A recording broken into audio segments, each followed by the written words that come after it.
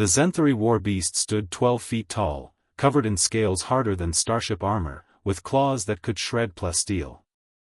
It had been bred for one purpose: to chase down and slaughter any enemy foolish enough to run. Commander Thrax watched through his tactical visor as the beast was released onto the battlefield of Sigma Prime 7. The human defensive line, a pitiful force of 200 Marines, had held for 3 days against his legion. Now, they would break.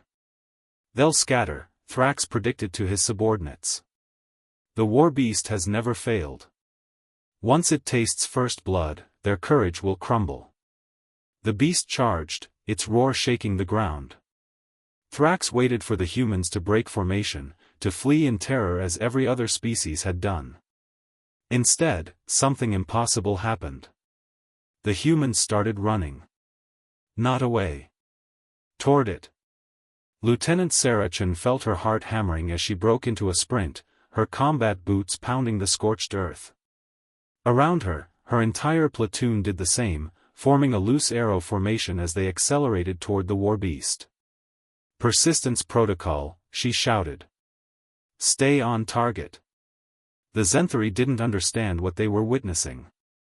In their culture, in the culture of every species in the galaxy, running toward danger was suicide.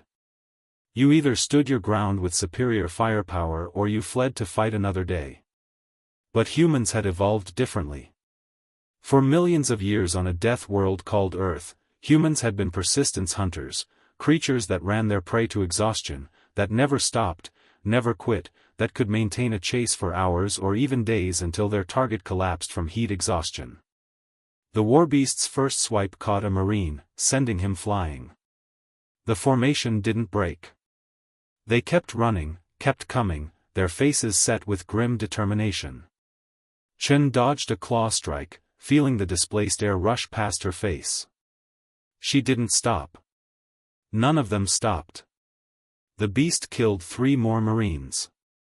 The humans kept running, now circling, forcing it to turn, to track multiple targets. Its breath came heavier. Warbeasts were ambush predators, designed for short, explosive violence. They weren't designed to be hunted. "Switch to Phase 2. Chen commanded. The Marines pulled thermal grenades, not to kill, but to generate heat. They detonated around the beast, turning the battlefield into a furnace. Then they resumed running, maintaining their distance just out of reach, forcing it to chase, to turn, to expend energy in the scorching heat. Commander Thrax watched in growing horror as his perfect weapon began to slow. The humans weren't fighting it, they were wearing it down. Like a pack of wolves running down a deer, except the prey weighed 6 tons and had armor plating. 15 minutes later, the warbeast collapsed, its massive chest heaving, foam dripping from its jaws. Hyperthermia. Exhaustion. Its biology couldn't handle sustained activity in high heat. The humans stopped running and calmly walked up to the fallen creature. Chen placed a single round between its eyes. "Target neutralized," she reported, barely winded. Her platoon had run 12 miles during the engagement, maintaining combat readiness the entire time. Thrax's hands trembled on his command console. Every military database, every tactical guide, every strategic doctrine said the same thing: warbeasts were unstoppable. You couldn't outrun them. You couldn't outlast them. But the databases had been written by species who'd never evolved to run marathons, who'd never learned that the real weapon wasn't speed or strength, it was endurance.